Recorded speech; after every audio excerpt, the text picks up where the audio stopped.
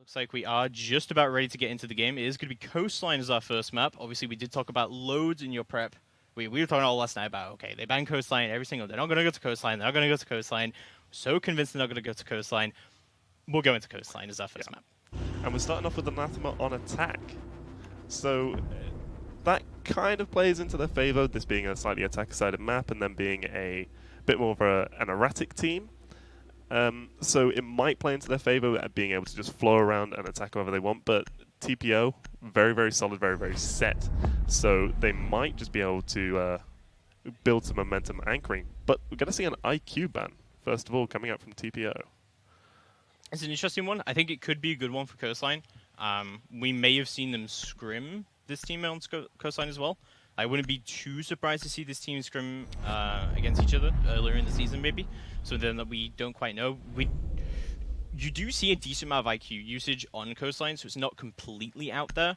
So you know, it's a good ban. I'm confident it's gonna be good. I think this is gonna be it's gonna be an echo, as we did mention, and I'm gonna guess it's probably gonna be a mirror. Yeah, but that will leave Valkyrie on the board, which might have been the strategy from TPO all along. Yeah. So be able to throw out lots of cams, go for some aggressive plays. You do see the Jackal get removed. Jackal been a very big annoyance. Been seeing him banned out a lot, and also that's a lot of hard destruction and smoke nades gone. So that's just a very good all-around ban.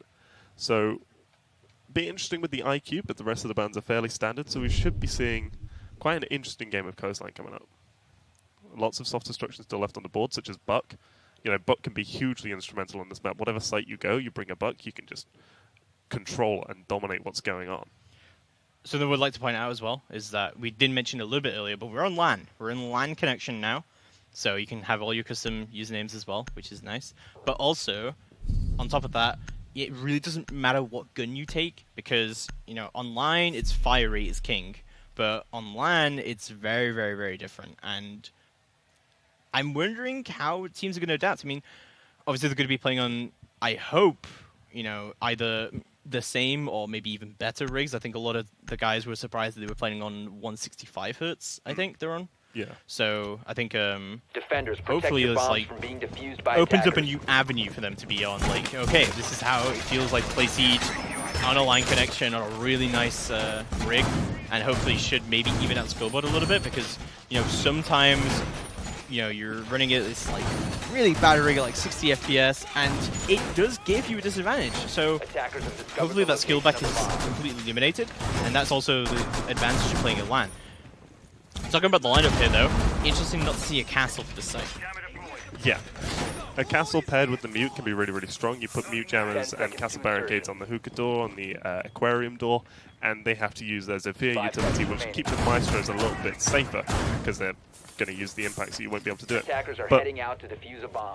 we're not seeing the castle, which means that they're just going to be able to open up the wall, the soft doors very, very easily. So, but they do have a Jaeger, so that might be used to protect the maestro cams a little bit more.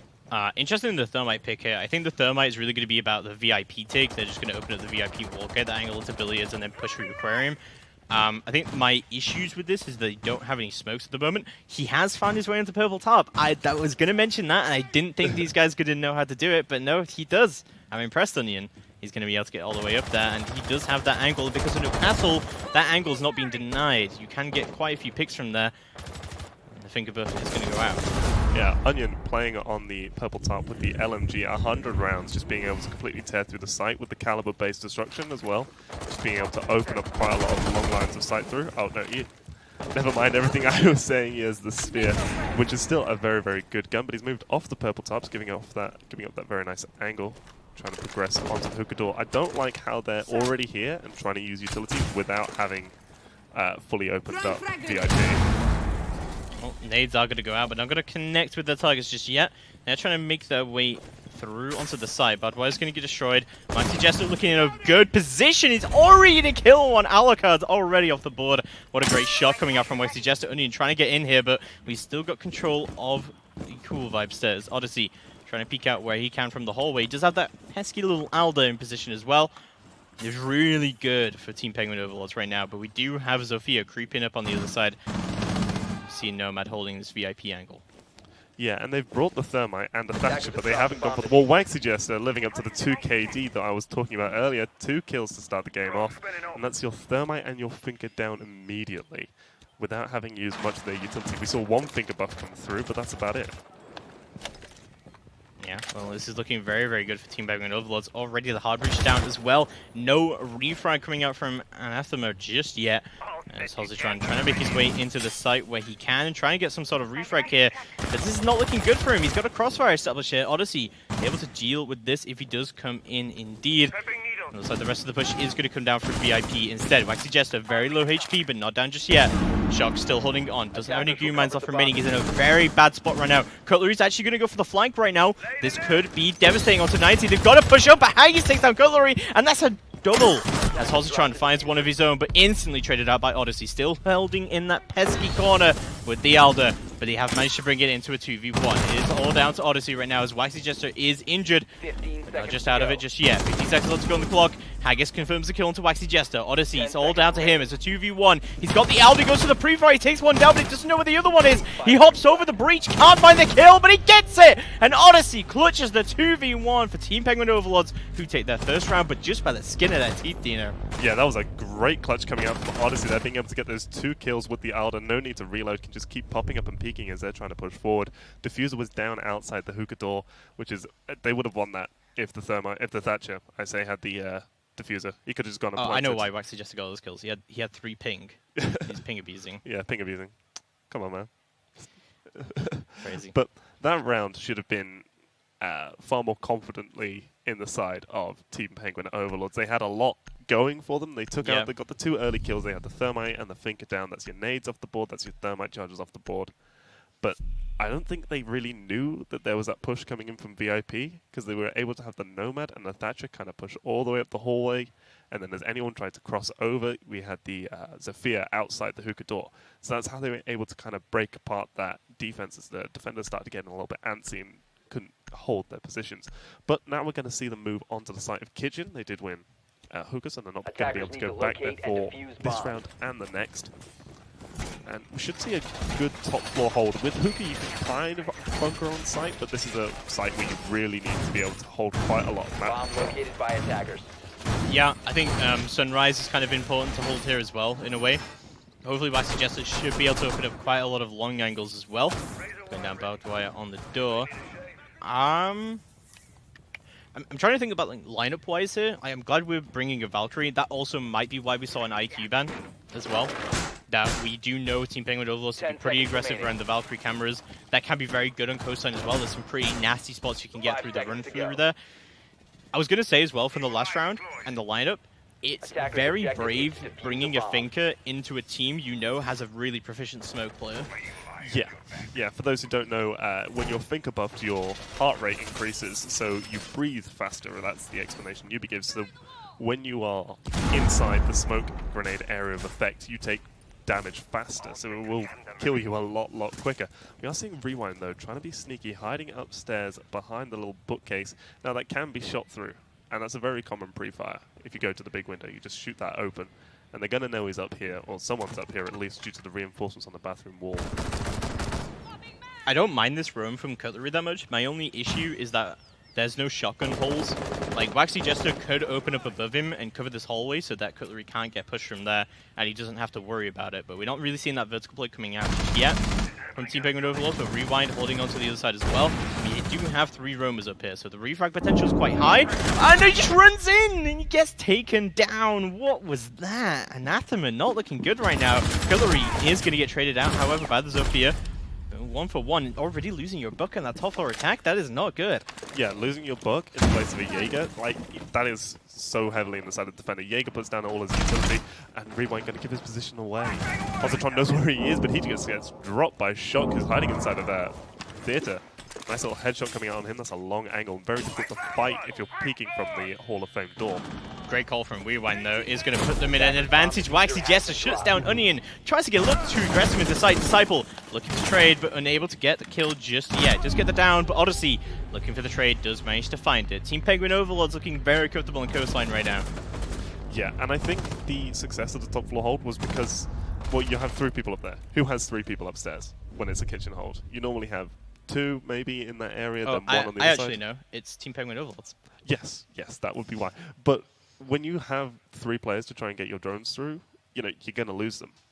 You can maybe get past the first player, and if you're droning from penthouse into theater, might get past rewind, but it won't get past shock. So if you don't send your drone into VIP first, Odyssey's just going to be able to sit there, which I think is why the buck came through. He thought this will be a safe space. I can just open up the wall. Who plays inside VIP with no This shotgun holes? is some interesting adaptation coming out from both teams. Okay, I'm glad the Cav got 6-pick back to the Maestro, because I was going to say, without that info, no info ups from Team Penguin Overlords, that would have ended badly. I actually don't mind the Blackbeard pick. I am against the Sledge pick, though, because they're going to go downstairs because Mira is banned. They're not going to go penthouse. So Attackers need to locate I and feel like defuse you should have bombs soft if they restriction can. here.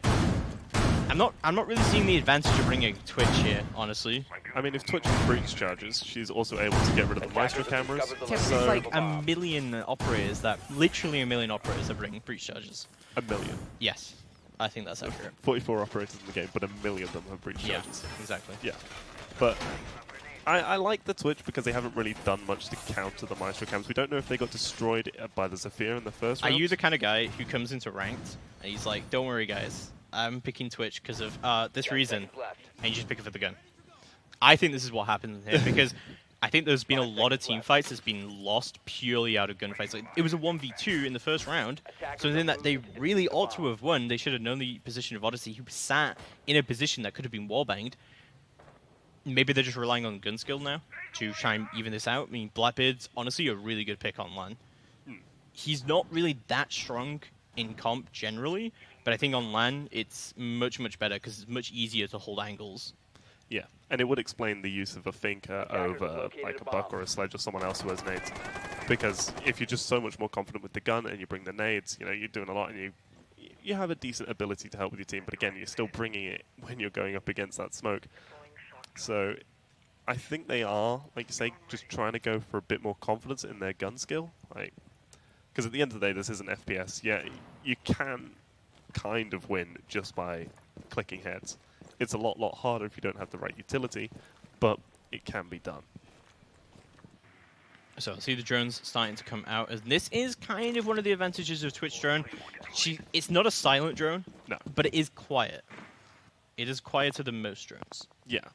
So you're able to get it into those sneaky spots. A huge disadvantage of it is that it can't jump, so a deployable shield in a doorway is literally your worst nightmare as a Twitch player. I'm going to see Shock playing over by the office, and the push coming from inside of the kitchen. Ooh, Cutlery. Flanking inside of main lobby, able to take down Alucard, and that's the Twitch off the board. Maestro Cam's still up, and the most powerful and best gun in the game It's is the F2. caster curse. We talked about the Twitch so much, and she just dies instantly. True. But Capital Balls are going to come out from Onion, trying to force his way into the site, but Smokes are going to go out in return, and the Finker buff got popped at the wrong time. They can't push, but Onion doesn't care. Through the smoke, he takes out Rewind, but Waxy Jess is going to strike back on his own. Now a 3v4. Things not looking too good for Anathema right now, but Haggis and Onion pushing in, not aware of the flank right now, though, as the reload will come through. Onion still holding down. Looks like Haggis is looking to the flank. Smokes are continuing to go out, but Cutlery, the prone angle, a sneaky snake strategy, I like to call it, and he's going to win the fight! What? What a kill from Cutlery. That might have just won them the round out there. Positron and Onion left remaining on the clock. He is going to trade the frag outs, and that's good from him. That has brought things into their advantage, but it's now going to be a 3v1, all down to Onion. Does still have 2 smoke bolts. He could smoke off the hallway and try and push one of them. He's going to have to try and find these 1v1s. Does have the M249. This could be an easy pre-fire for him if he wanted to do it. 30 seconds left to go on the clock. He's going to bait with the drone to see if he can get someone to desperately peek him. But Team Penguin Overlords aren't going to persevere. They're much, much smarter than that. And Onion is running out of time right now. 15 seconds left to go on the clock. He needs to start pushing into the site. He sees one, but no, Odyssey, standing on top of the bar, is going to just slam dunk in. Onion goes down, and Team Penguin Overlords 3-0 up right now on Coastline. Yeah, 3-0 and very deserving. They've been able to just hold all the right angles in that round. They knew exactly where the Capital was at the end. He was trapped inside a kitchen. He could have tried to go for the rotate, but Cutlery, huge flank coming out, able to take down the Blackbeard, even though the Blackbeard knew exactly where he was. So getting the kill on the Blackbeard, and then Shock returning the favour and getting the kill on the Thatcher over on the other side. I think there's a couple of reasons why he won that gunfight. One, he's in the prone angle, which a lot of people don't expect as well. Like, that's a smart play to make. I'm generally against everyone being on the floor normally, and I will normally, shout when I get killed by a guy on the floor in ranked. But here, that's a really good pick by him. So, and also it's on LAN. Yeah. You can't exactly, just peek someone and just expect to win the gunfight instantly. They're going to be able to shoot back at you as instantly as you peek them. So I think, holding angles just becomes a thing. So we've seen really good work. I also want to point out that we had a pulse upstairs that was giving so much info onto what the push was going on. And I think it was a major reason why Cutlery was allowed to get so many kills on that roam. Yeah, if you know exactly where they're going from the pulse scanner, good communication coming out from these guys. They know the map. We're seeing quite clearly that they know the map very well. So if they know that they can have, I think it was Rewind on the pulse sitting inside of Penthouse, and he can call the entire push through Kitchen, Cutlery just gets the easiest flank of his life, able to pick up. I think he got 2 kills in that round. He got a kill front door, and then he got the kill on Blackbird in Kitchen. So really, really well played by Cutlery there. Able to find a couple of important frags, but not over yet for Anathema. Coastline, traditionally known as a slightly attacker-sided map, I would say. I think it's like the only somewhat attacker-sided map in the pool. You could say that, but I don't know. I will say that, actually. Yeah, sure. I still feel like it's a map that you can go 4-2 on defense, and then because if you know the hookah and the kitchen site very, very well, it doesn't matter how good your attack is generally on those. If you know exactly what you're doing and you have the communication, you can win that very, very regularly. Onion, though, getting a nice early kill onto Rewind. That's a C4 down off the board. Roof. Oh, Wow. a bit of misplace coming out from I think he Rewind. tried to rotate because he has a C4, and he tried to go below, I guess, and he just got caught on the rotate. That's not good. Rewind already off the board. That is a great advantage for Anathema, though. Rewind's kind of been on this silent role. Like, he was playing Pulse last round, he was giving so much info, and even though he was the first one to die from Team Penguin, he has already done his job, really, in the fact that he gives so much info. Like, okay, yes, he could have got the kill, but it's looking good for you. And again, peeking someone when you're on LAN. Cutlery can just hold that angle, and he is going to do so. Onion goes down, and that is going to be a 1-for-1 trade. There's also Diffuser down in luggage right now. Yeah, but we see the rest of the push coming on through into the hookah. 2 guys outside the hookah balcony. Zofia using both of her concussion nades. And Odyssey going to get the kill onto Hozatron. That's Zofia down. Utility not coming through. Thermite, though, crouching through the hallway. Odyssey spots him out, sends some shots through, and takes him down with the headshot. Disciple, though, getting the trade onto Waxy Jester. But we are in a 3 versus 2. And it's all down to Disciple and Haggis to see if they can make something out of this round. He sees the Legion, but he can't kill him, unfortunately. Shot is going to still be holding down just behind this reinforced wall. This guy has the AR-33. If I had this, I'd be wide-swinging this guy instantly. Pre-firing, this gun is insane at CQB, but he's not even going to go for the pre-fire, and Odyssey will shut him down as quickly as he could. And he gets the double kill as well. Odyssey doing a great job locking down the objective right now. And he did it in the first round as well. Odyssey's honestly just been insane. I mean, I know he has the Elder. Yeah. I'm not taking it away from him. I just think that if he didn't have the Elder, maybe things would have happened a little bit differently. Yeah, you've got 81 bullets. You're sitting in a great position. You're able to just stand up, peek, hide. You can just keep going. I think he got 4 kills that round, and we see Odyssey going 10-0. All on Maestro. All on Maestro. And he's been the 6th pick every single time. Aside from this time. There's been a really big lack of utility usage, I think, coming out from Anathema right now, and that's the big problem. Like, you should be able to force a Maestro out of that position quite easily with nades, and we've seen them bring nades pretty much every single round, so connections are just not being made here for Anathema. They're going to have to start to step it up. It's not over for them yet, because of course if they can win these two rounds, I think they can bring the map back. And also, we haven't seen them play Coastline yet. No. There might be some tricks up their sleeves still. This has been a map that they've banned almost religiously. If the other team hasn't banned it, they have. And it's either been their first or their second ban. Well, when you only have 2 bans, of course it's going to be your first or your second. But it's generally been their first ban every single week. So this might just have been a map that they weren't comfortable on, and it just needs to get bank out. Yeah. They just wanted to get bank out, and what was their other ban? I think it was Villa. Villa. Yeah, well, those are 2 maps that you really don't want to play. I think we've seen Villa once throughout the season, so it's just a map that's not really played much at this level. So also, the drone economy hasn't been that great for Anathema. I mean, they've already lost 3 drones, and that's pretty big. The drones are your life in Siege. Intel is life. Intel is love, unfortunately. 10 But seconds remaining. it's just not happening for Anathema right now. And on the flip side of that, Team Penguin Overlords have 2 heavy Intel ops on their side right now, in the Valkyrie and in the Maestro. So the Intel advantage is with them. Let's see how things start to go down. I think this is going to be a kind of map winning round right here. If Team Penguin Overlords can be containing to be remaining dominant on this map right now, and they can take this round, I think they take the map. Yeah. Yeah, most definitely. But Anathema are going to be aware of this 3-player top floor roam, so they might... I don't know if they have any holes open up above, and Waxy Jess is the only one with a shotgun aside from Odyssey's Bailiff pistol, so they might just be able to get away with using the Capital, smoking up, holding the crossfires, and trying to go for a bit of a plan. Because they've got 2 players stacked up outside the service door, and one guy holding the... Oh, Onion's the one with the diffuser. But he's trying to hold the penthouse cross. I actually really don't mind this, because even if he has diffuser, because he can hold the cross and he can drop the diffuser when it's needed, because if they do go for that service spine, which it does look like they're trying to go for, then I don't mind it whatsoever. But he's also the one with the smoke bolts. They don't need smokes, you just run in and plant. With a Maestro staring right at you. Don't worry about it.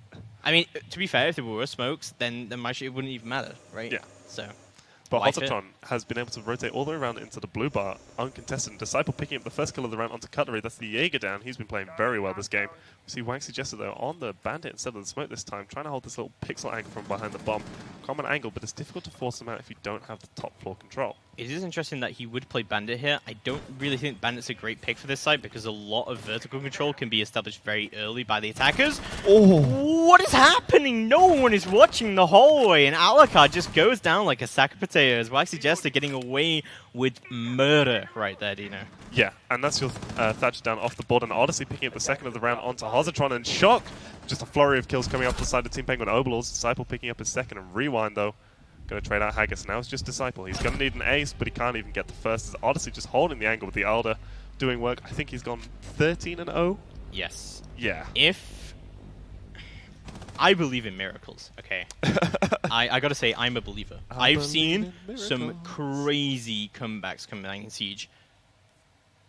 But this is looking unlikely, unless Anathema have some sort of magic card up their sleeve for this map, and that's why they've been banning it so much.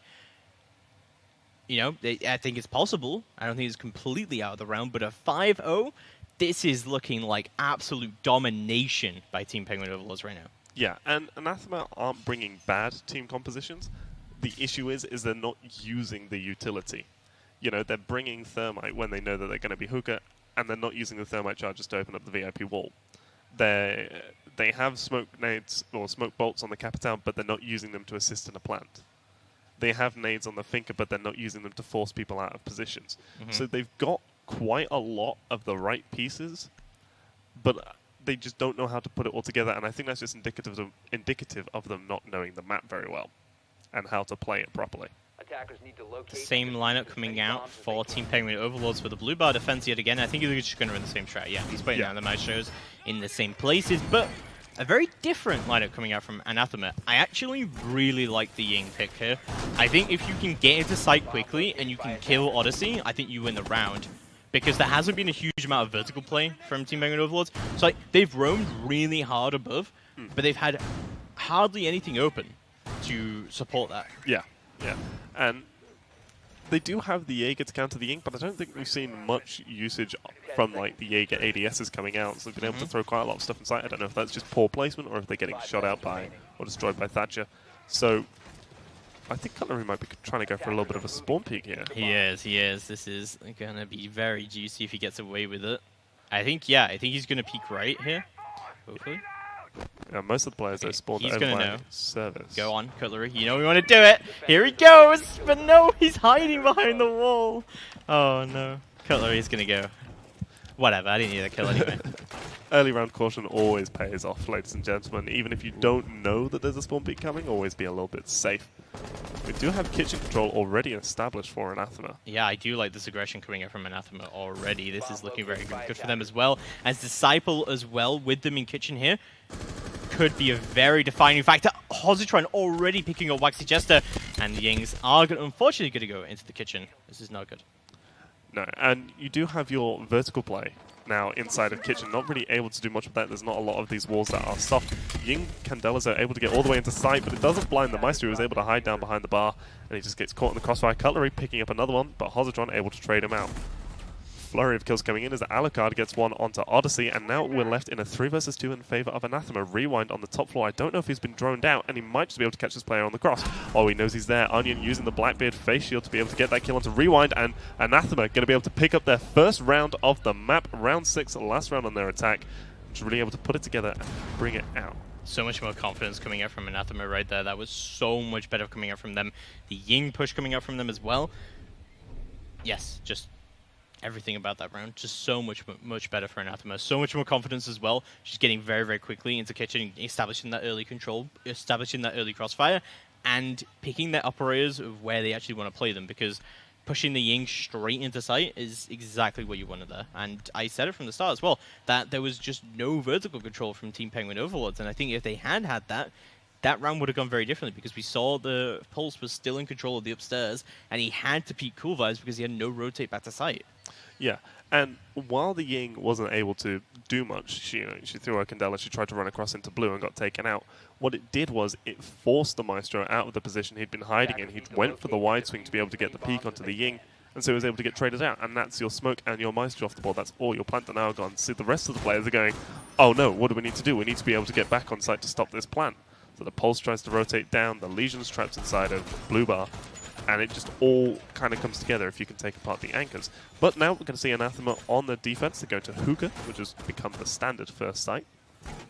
Let's see if they can pull a reverse 5-1 sweep and take us to overtime on map 1. So, I know we've seen quite a lot of Alucard Rook across the season.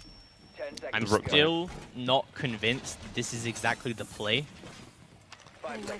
Maybe Rook is really underestimated as well, because it does actually reduce damage as well as explosive damage, and you know, it does a lot for you, but does it do enough? I think that Doc is normally the preferred pick, not because of just his heal, but also because of his bulletproof camera that he brings. Yeah. If you're able to have the bulletproof camera, you're able to either stim 3 people or stim yourself up to 100, well, you can overheal to 140. It does an absolute load for your team, but you've also got the impact nades on Rook. Yes. One I was just going to mention there. But one thing I do want to quickly mention here, I don't know if you know this, but the Aquarium bar where Onion is sitting behind right now, that is actually wall-bangable. Yes. What? The bar is wall-bangable? The bar is wall-bangable. Ooh, Odyssey picking up the kill onto Alucard from the roof. And, I'd be mad about that one. Yeah. Straight on the rotate as well. And that is Disciple gone off the board already as well. Some great hard breaching usage coming out here from Team Penguin Overlords. Waxy Jess going to get all the way in with the F2. He's storming in. He's getting control where he can. Haggis in a very dangerous spot right now. But thankfully for him, the window isn't actually open quite yet. But he's playing in a very dangerous spot right now. Yeah, Hazatron trying to hold the hallway, aware that there's someone on the roof just trying to stay low. He was peeking around. He sees the top of the head of the Twitch. No! But can't land the shot coming to Twitch's rescue. The little tip of the hat was sticking over the top. I suggested getting the kill onto Onion, and now we're in a 1 versus 5. Just Haggis left alone inside of the site. Ping's coming through, but he's not able to land the wallbang. Downs the buck, but gets traded by Waxy Jester, who just comes swinging on through the rotate. There was so much potential in that round. Waxy Jester 100% should be dead droning that aggressively. Yeah. And he is very lucky that Hozatron must have been, I guess his little brother was playing or something like that. Well, what it is you see it, but it's not actually part of the hitbox. The top of her hair and her hat isn't hitbox. Yeah. You have to shoot a little bit lower down. So when you pre-fire, my issue is that he sees him. Yeah. And he should know that. And he should just push and pre-fire. You know? Yeah, but then he probably didn't want to expose himself to the hookah door. We're not going to talk about it too much. Whatever. Hozatron's a great guy, okay? Yeah, It's great fine. player. It's just his little brother was playing. I mean, they should have taken him to Consulate. He went 17-5 in week 2. That is true. That is very true. Absolute gunner. So, it looks like we should be able to get back into Coastline in just a few moments. And you can see Anathema don't seem too worried about this. So don't forget this as well. This is a best of 3 series. Even if you lose the first map, it's not the end of the world. This was Anathema's pick, though, I assume. It could be the long con. We take them to a map we're not comfortable on. We let 2 maps that we are comfortable on get through. They beat us on the first map comfortably. they get overconfident, they get aggressive, they make stupid plays, and you just come out and slap them. Yeah. Could be. Could be. They're playing 4D chess out here. We're playing checkers. Isn't that a lyric? Don't worry about it. We are going to see Anathema, though, take Penthouse, which is usually not a sight you see when Mirror's banned out. Attackers have discovered the And the location cap of a can bomb. coming out 10 as well. seconds remaining. This is very interesting. 5 seconds to insertion. We didn't get to quite see the 6-pick phase, so I'm going to assume this may have been taken because the... But, like... I was just going to say because, you see there's no Thermite, like, but they brought Habana last round, so you would have no reason to not think they're not bringing a Hard Breacher. I'd say that's the only reason you should go to Penthouse on this map, is if you see the other team isn't bringing a Hard Breacher. But the Thermite here is all you need, really. Yeah, you don't even actually need a Hard Breacher to be able to take Penthouse. You just have one guy stacked up on the window, able to hold the crossfires through Theatre, you take VIP and Hall of Fame control, easy plant in front of the window. I think it's the only part on this map, though, where you don't necessarily need it, you are right, Ooh. but it does make it a lot easier with a Hard Breacher. I think the Capcom was 6-pick, judging by the fact that Rewind and Waxy Jester have both lost half their health, but Alagard's going to get taken out by Rewind, probably trying to peek on through to get... Oh, was that through the drone hole? Oh, potentially, but it's like Hozatron will move all the way up. He does get a kill. He gets it down as well. Waxy Jester's out of it, and Rewind is down. Should be able to get revived here. Hozatron has no C4 remaining, so he'll just rotate through the offices into security, and you'll just control. Rewind, you should not withstand here. You should get revived. 5 It's HP not as good. opposed to 20. It's really not worth it. But Maybe now, he just doesn't care. true, but now they're going to have to pay attention to Hozatron. They're going to have to be aware of their flank. They don't know where he is. He could be hiding inside Sunrise. He could be hiding inside Blue. He could be waiting for the call that they're inside VIP, comes sneaking on up, because that Claymore's now been taken out, I think. That's true, yeah. So he's now got free rotate. So Oh, you gotta feel bad for them for that one. yeah, even if he had been revived, he would have This been is taken also out. just proving how horrible Capcan is just to deal with in general. Thatcher is going to go down. It's going to make Disciple in a bit of a bad situation right now, but Odyssey is going to be able to find his kill. Penguin Overlords do get control of VIP. This is looking pretty good right now, but oh my god, the whiff from Disciple, and Cutlery will shut him down instantly. Shock gets his kill on the flank watch, and that is going to be Onion left remaining in a 1v3 to see what he can do. He sees one, tries to get the kill desperately, but unable to find anything going on just yet. Looks like the peak will come through the hallway, but Odyssey will finish him off before anything can happen, and Team Penguin Overlords will take round number 8. That was a slaughter. And I think that was the map as That well. was the map. Yeah. 7-1 to Team Penguin Overlords. So really well done from them, and that was just a complete slaughter, and people are already calling GG. It's good half, guys. We're in best of 3. It's good half. Isn't it good third? Wouldn't you put good third? Well, if you're expected to get 2-0'd. True. But good play coming out from the side of Team Penguin Overlords. Good team coordination. You can just see that they're the more well-drilled team on this map. They just know what they need to do, and great play, individual play coming out from Odyssey and Cutlery. Yeah, I still think there were some good adaptations made from Anathema, though, especially with the Ying play. I thought that was exactly what they needed right there, to just get quickly into sight, play more aggressively, play more confidently. It is very hard to play like that when you're in a 5-0 deficit, so really well done to Anathema to be able to play like that. And I thought they still brought out some interesting stuff, like the Capcan had a lot of success as well, which I don't think anyone kind of expected a Capcan to have that much success on Coastline. But especially with the Twitch, they yeah, can just drone through and look at the doorways. Definitely. But Team Penguin Overlords, definitely the better team at the end of the day. We are going to be going to our second map, hopefully sooner rather than later, which is going to be Clubhouse, if I remember correctly. Yeah, it is Clubhouse, and we're going to Border.